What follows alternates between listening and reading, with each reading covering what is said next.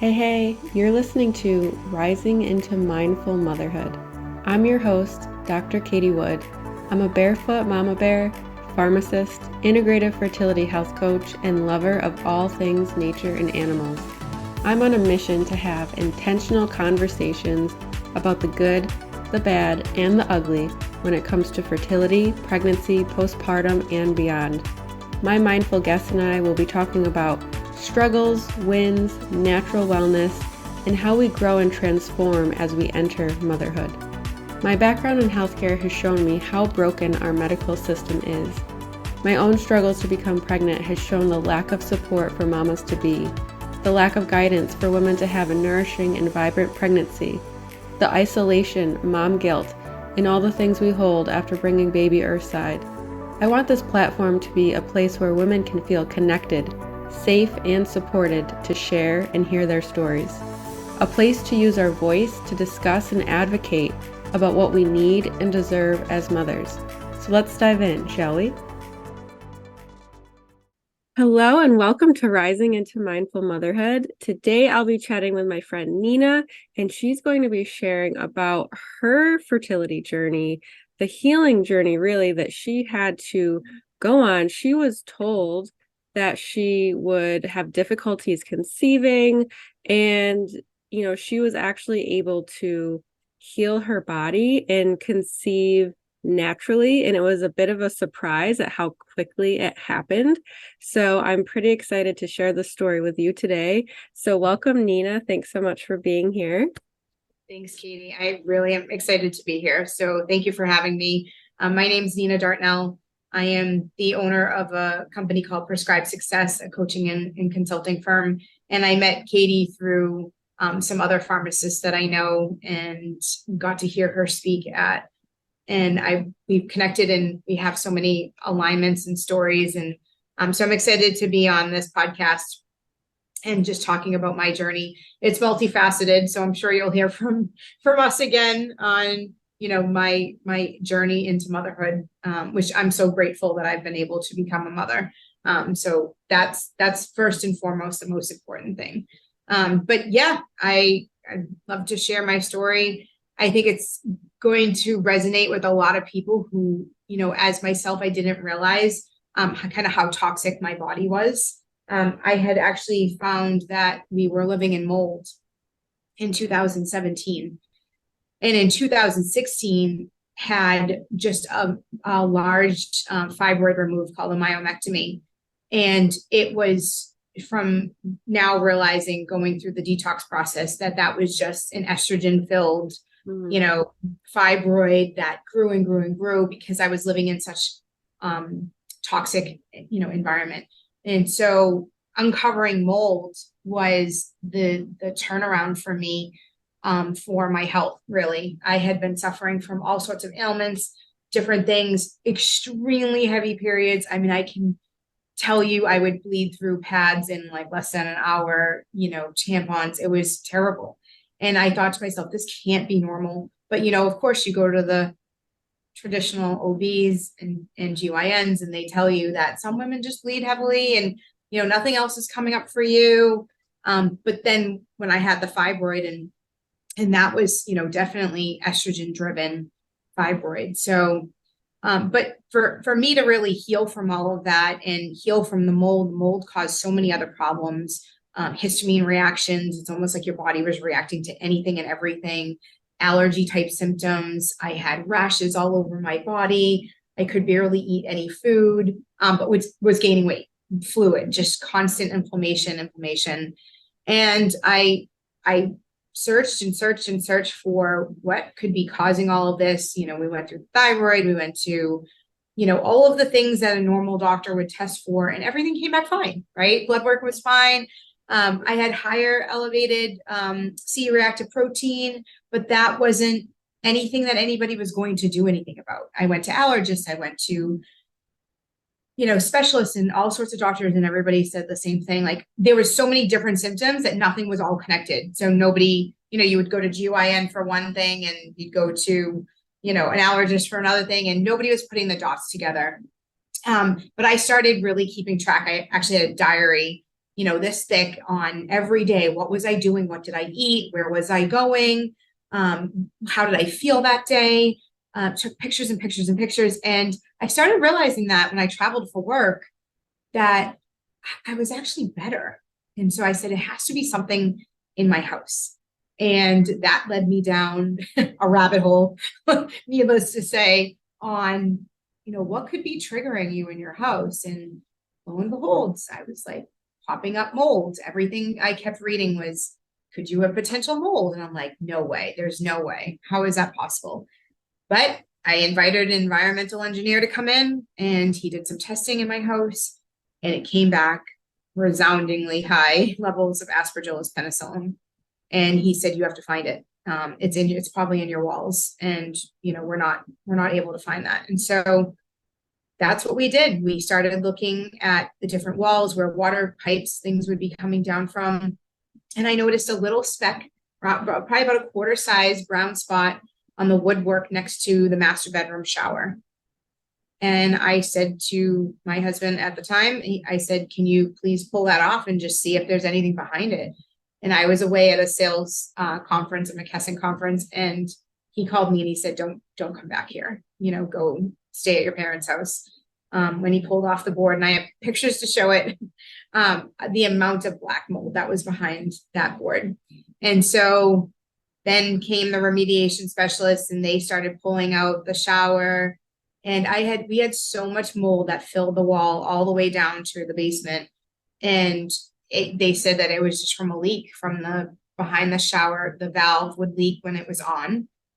And even though you couldn't see it with your eye, mycotoxins are, you can't see those from the eye. They're spores that are released into the air. And those are what cause disease, right? Those are what cause you to, show symptoms of mold, toxicity. And so I immediately found a functional medicine doctor that not only, looked at the environmental testing, but then said, okay, this is what we're going to do. And my journey into functional medicine is really when that started. I was just eager for more information. How did this happen? Why did I react and my husband was not reacting? Why was I having all these symptoms and, he wasn't? And so I found through testing and gene testing, I have the gene called the HLA-DR1 gene, which I'm actually not able to metabolize molds. So for me, it stays in my body and it doesn't get excreted unless I do something to actually to excrete it. And so after testing and confirming through organic acid testing, mycotoxin testing, other, testing, I really had a high level of mold in my body. And so I started, again, slowly trying to draw that mold out, supporting my body. I think, I started with binders and moving your bowels and making sure your liver was open and kind of your detox pathways were open. And I did that for about 6 months until I started to feel just a smidge better, supporting myself. I was getting IV vitamin C, bags, glutathione bags, again, to support my, immune system because I was sick all the time sick. And so that's when I ended up going into more of like, hardcore detox, worked with some other practitioners that were really into detoxing mold specifically. And I actually ended up purchasing a near infrared and far infrared sauna for my home and did a high dose niacin, 30-day high dose niacin detox protocol. And that I just literally sweat out all the mold. You could actually smell it on your towels afterwards. You could see it. It was like my body just had to get rid of all of that, mold. And I started to really understand the importance of detoxification before you can really heal, right? So healing was such a multifaceted process because it wasn't just, let me take these supplements and I'm going to be better. You actually had to eliminate that toxin from your body, all the foods that I ate, the quality of water I was drinking. I mean, this was a drastic change for me. in terms of just what I was breathing, products that I was putting on my body and my hair, you know, just even like I started to learn about all of the toxins that we're exposed to. And I don't think that's something that I ever really learned or understood or even thought about. And as a new, as a new mom now, of course, I'm, I'm trying to prevent that, because what I learned, when I had the fibroid and when I learned, because, I had kind of suffered from heavy periods for a good portion of my life. And it was really all that toxin buildup, for a long time. Your liver was sluggish. It was just all that toxin buildup. And nobody really talks about that stuff, right? They don't talk about, the phytalates and products and BPAs and, products and kind of endocrine disruptors and what they do for, especially females.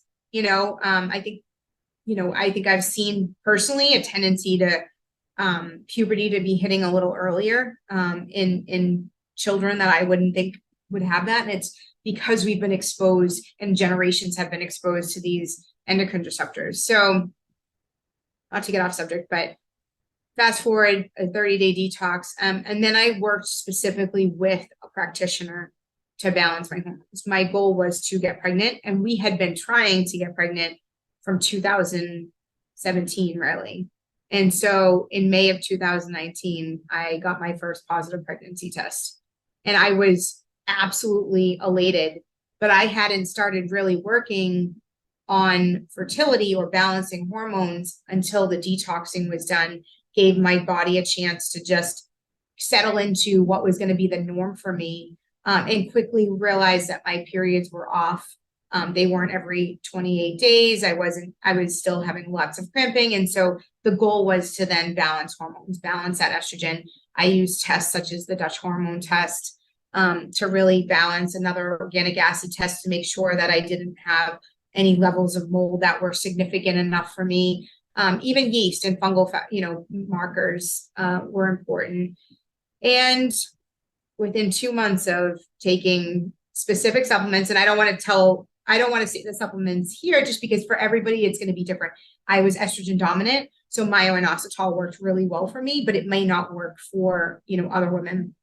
But it was a balancing game, right? So start taking myo-inositol, see where it goes. I was also supporting myself with methylated vitamins. Again, that was something I learned through my gene testing. When I found out I had the mold gene, I also realized I was not able to take, traditional vitamins. I needed to have methylated forms. Again, opening up a whole new world for me, right? What was going to actually work for my body versus what's just standard out there. I think that's something that we don't think about. And just really supporting my body for pregnancy, nutrition, again, water, just balancing electrolytes, making sure you have the proper electrolytes, because of course I wanted to make sure I didn't suffer from hyperemesis or, all of the other complications. So I was trying to stay on top of that. And I was pregnant within 2 months. I think I started working with a practitioner in February, March. I had a positive pregnancy test in May, and I was honestly shocked, like absolutely shocked. I had no clue. I took like 3 or 4 tests. I still have the picture of them all lined up because I couldn't believe it. I couldn't believe I was actually pregnant for all the no's, for all the negative tests that I got. I'm sure so many of us can resonate with that. But I was like, this is unbelievable. And of course, your first pregnancy, you don't even go until 8 weeks. So I was like testing every other day to make sure that it was still, a viable pregnancy. And so, and of course, as soon as I did go to the doctor, they said to me, well, you had that myomectomy, so you're not going to be able to deliver vaginally. And, you're going to have a C-section. And, that for me, because I had been on such a healing journey and a path, and wanting to go into this pregnancy as natural as possible. And so the idea of being told that I would immediately have to have a C-section was really heartbreaking for me. That was not what I wanted. And that's where, I feel like if I could go back and do it all over again, I would have kind of argued that right from the beginning, instead of thinking my entire pregnancy I was probably going to have a C-section. I don't think we're equipped, pharmacists, whatever you are, new mom to be, are equipped with the right questions to ask. I've learned, and of course, my story goes on from here, but I've learned in the healthcare world, we're so accustomed to saying, or listening to what a doctor says as, the whole and unbelievable truth. And we can't deter from that. So for me, I know that this was a new space for me. This was not something I knew about before pregnancy. I didn't know what to expect. Of course, I had friends who were pregnant, but nobody that really moved into the natural space as much as I had. Of course, I wanted absolutely no epidural. I wanted a home birth, to be perfectly honest with you.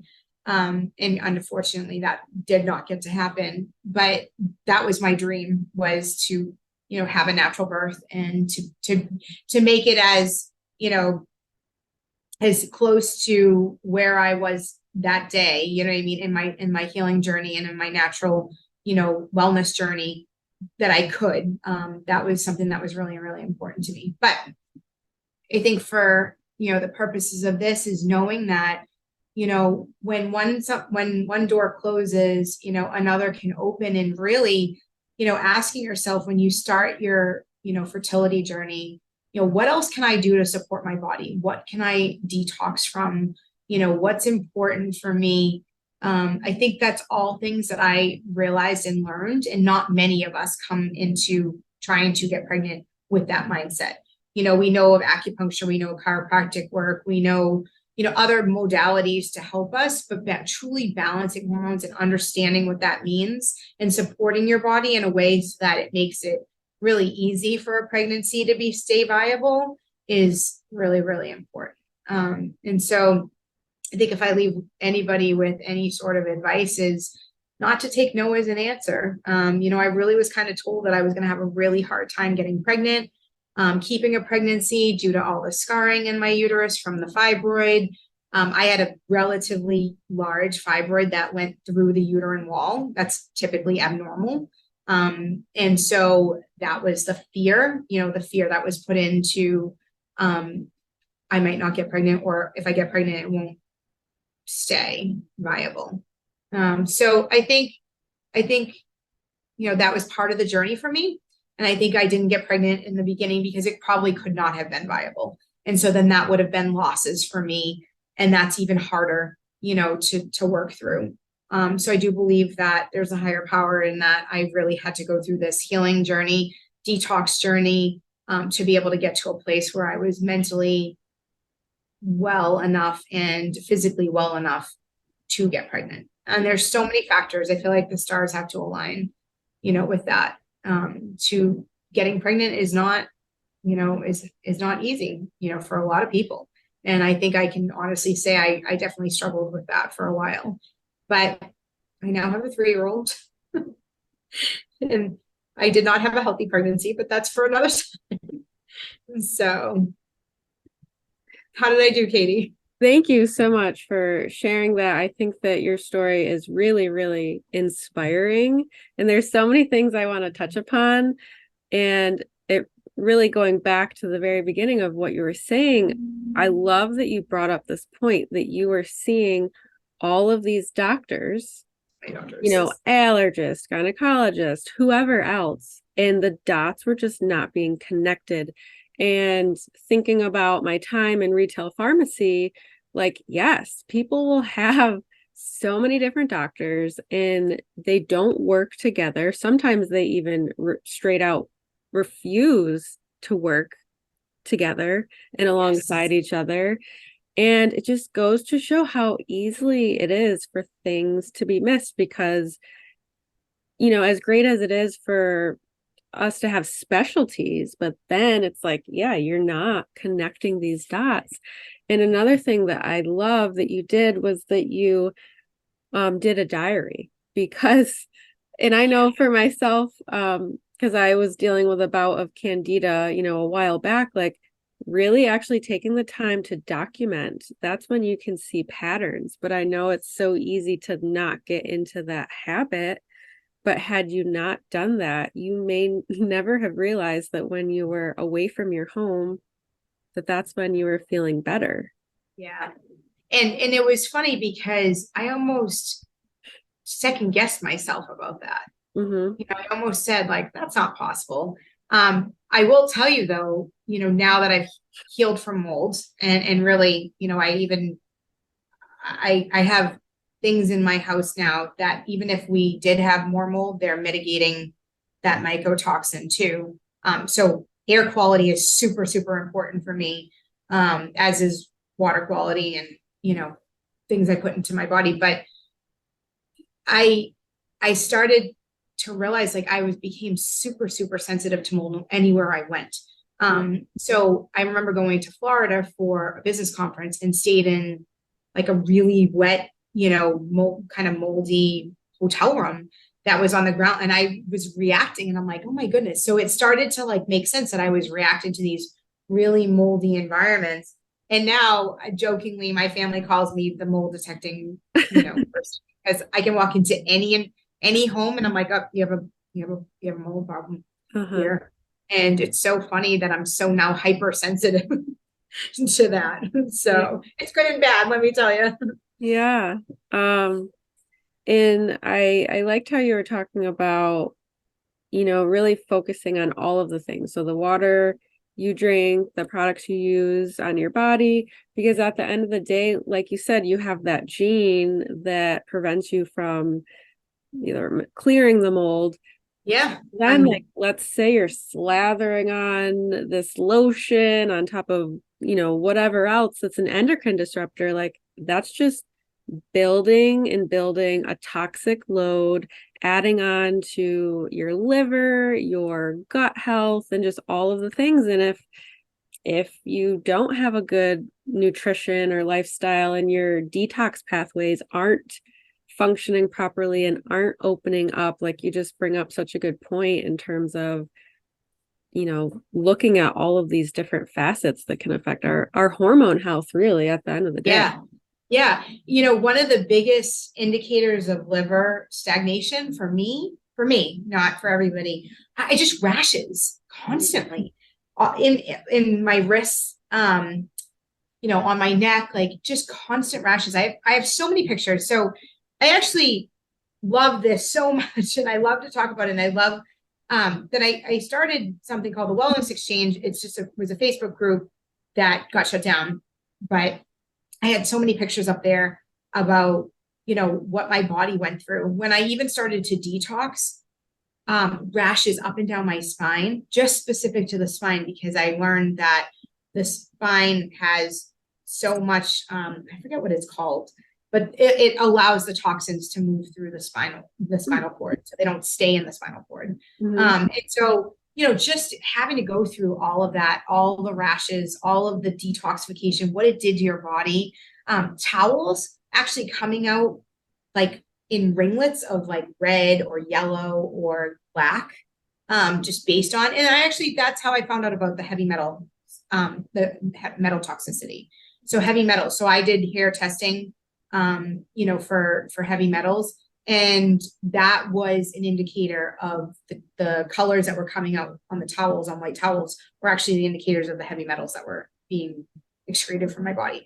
So infrared sauna has been the number one way in which I detox, above and beyond, lymphatic massage. I do love, shout out to the fascia blaster, because that really gets that lymph fascia moving.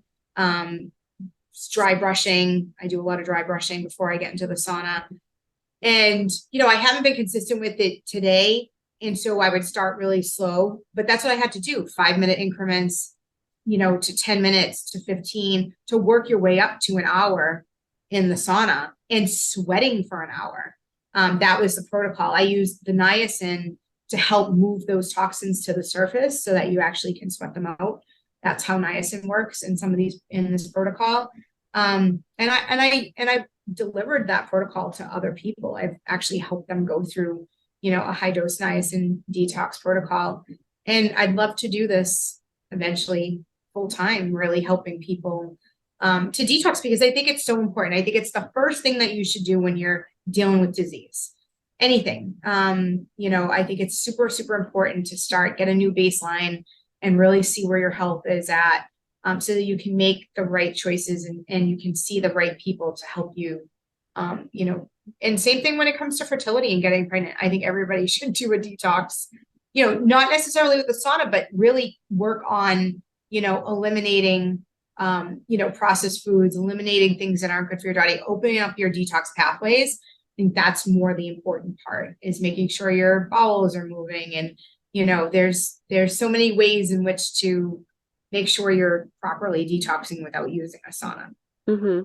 Absolutely. And I follow this doctor, Dr. Anthony Gustin, and he was exposed to mold, and he talks about how like uneducated the medical space is about like treating and detoxing from mold. So like you almost actually have to be really careful with what you find on the internet, the doctors that you maybe consult with, because really I think it's a very narrow space where not a lot of people know. So it's so great that you were able to find like a functional medicine specialist who was able to help you and at least find a protocol that worked for you. Yeah, and that's the one thing I will say. These, you know, protocol. I don't like protocols. I think that's what I learned actually from this, is protocols don't work, right? That we're so used to that in pharmacy, like, or in traditional medicine, like, oh, let's put them on this regimen, or let's put them on this protocol. For mold and for really any, you know, environmental toxin, protocol, it's based on the person, right? So you and I may have reacted differently from the molds. Mm-hmm. I know my husband didn't react to the binders that I reacted to and worked for me. So they made him, you know, really constipated. They made me not. So, you know, it's depending on, and I think Shoemaker was the first one who came out. Dr. Shoemaker was the first one who came out with like a mold protocol where he used like modified citrus pectin, or what was the other one? It's Welchol. What's Welchol's generic cholestyramine? Yeah. Yeah, yeah, to bind and pull out the mold. That didn't work for me at all. It actually made me pretty sick. So, you know, there's so many mold experts, and I really think it comes down to the person. You know, so now we can go into, you know, customized medicine here, and customize healing, you know, to be able to actually work with that person and you know what's going to work for them. So that's, I think, is important too. And yes, finding people who actually know. The other thing is the cost. You know, so finding some of these functional medicine practitioners, the cost was so high to work with them. Mm-hmm. So I did a lot of work on my own, and you know, I did a lot of research on my own to understand what I needed to do, and would kind of go, I mean, I can tell you though, you are 100% right. My PCP was like, I don't know a thing about mold toxicity. I am not going to prescribe the cholestyramine for you. Like, that's all on your own. And so when you have that, you know, your trusted, you know, practitioner saying, sorry, I think you're crazy, and I'll prescribe Prozac for you because I think you're, you know, having some issues with that.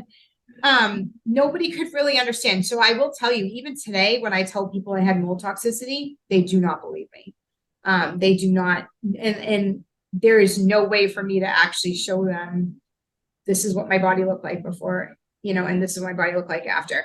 My CRP has come down, my C-reactive protein, but that was the only indicator to show that there was high levels of inflammation. Mm-hmm. There was one other test, I don't remember what it was, but that I had high levels of inflammation, and nobody knew what that was from. I was also very puffy. Mm-hmm. So pictures, you'll see how my face was always like really swollen. My eyelids were always really swollen. It was like an allergy. And that's why I first went to an allergist. And they tested me and did all the pinpricks on my back. And they said, you have no allergies. You're fine. We don't know what's wrong. But it's not an allergy. And I'm like, what do you mean it's not an allergy? Look at my face. You know, I look like somebody punched me in both eyes, and I was all and puffy in both eyes, and didn't matter. It was like, if it didn't match the textbook. Yep. So this might be a silly question, but I consider you like a mold expert, at least out of anyone that I know you know the most about it.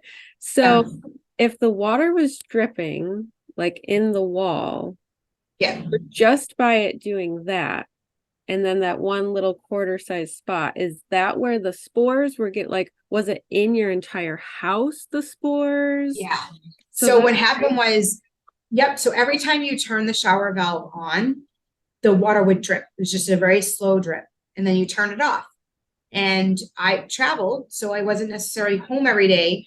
So the water was getting absorbed. I have an old house. I have an old Victorian house that was built in 1902. And it had been all gutted and done new in 2005. So this problem could have been going on for a very long time. It was actually the faulty valve. It had nothing to do with the way the plumbing was put in.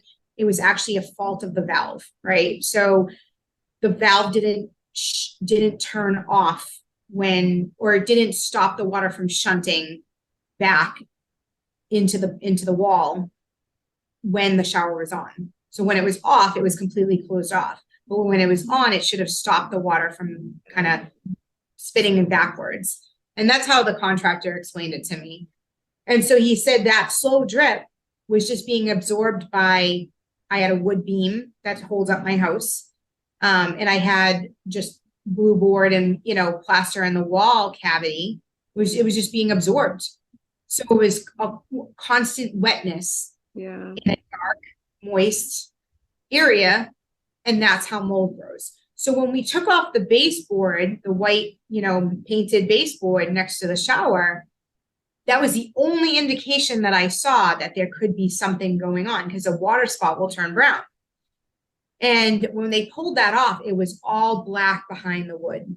Mm-hmm. When they pulled the shower out and ripped up the whole shower, it was black and rotted. So the wood floor, the subfloor of your house, was actually rotted through. They took a screwdriver and stuck it in. And they said you would have eventually fallen through the floor. Your shower would have eventually fallen through the floor. So our house was held up by a wood beam. And the water went all the way down the wall, soaked into that wood beam. And the wood beam was flaking away, just like with the screwdriver on the floor, it was flaking away. That in order to repair that and hold the house up, they had a steel beam, a portion of a steel beam to the existing wood beam. So when I tell you that this was not just a little water leak for a little while, this had been going on for a very long time. And that's what happens. We don't actually react to the physical spores. We're reacting to the mycotoxin. It's almost like a gas that gets released from the spores. That's why people don't necessarily see mold, right? They're getting affected by it, but it's typically behind a wall or in a floor or somewhere in the attic that you're not seeing it.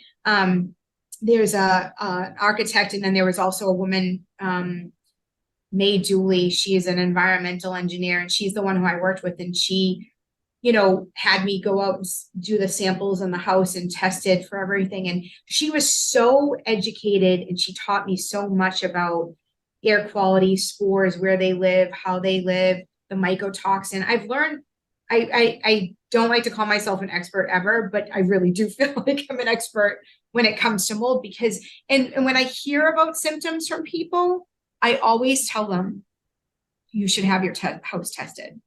Because you'd be surprised at how often those, tests, and we use several different tests. Some companies will say, oh, ERMI is, the Bible. The ERMI test from Mycometricus is the Bible. I do air quality, ERMI, and a third test to make sure that I'm getting all the molds, because some molds live in the air and some molds fall to the floor. So spores, you can't, and not all of them have color. Some are black, some are white, some are green, some are yellow. Like, it just depends. So you can't ever tell by the human eye. You really do have to put it under a microscope. So mold is very deceiving, and, it can do a number on your body. And so, like, I have an air purifier that runs in my daughter's room 24/7. I never shut it off. We have 3 high techs running through our house.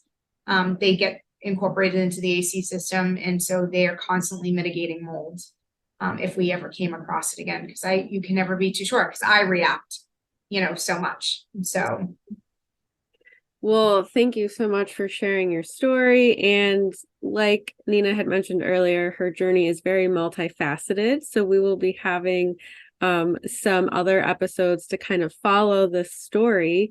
But where could the audience connect with you in case they have questions or maybe they're going through a similar situation? So probably the best way to get connected with me is on LinkedIn. Nina Dartnell, my name is on the bottom, or it's nina@prescribedsuccess.com. And Katie, if you want to put that in the comments, you can do that. But yeah, either way, I'd love to chat with anybody that's going through a similar situation. I'd be happy to help. And obviously Katie is the expert here when it comes to fertility. So, that's who you should be working with. Thank you. Yes, I'll definitely put those in the show notes. And thank you so much for listening. If you could please drop a review or a rating to help us connect with more mamas. And I'll see you on the next episode. Thank you so much for tuning in to the Rising into Mindful Motherhood podcast. If this episode resonated with you or gave you an aha moment, stop what you're doing right now and write a review. This simple act of kindness helps me get this podcast out to connect with as many women as I possibly can. I also have a special offer. If you send me a screenshot of your review, I will take $250 off one of my premium coaching containers. Let me know what resonated with you the most and why. So connect with me in my free Facebook community or tag me on Instagram.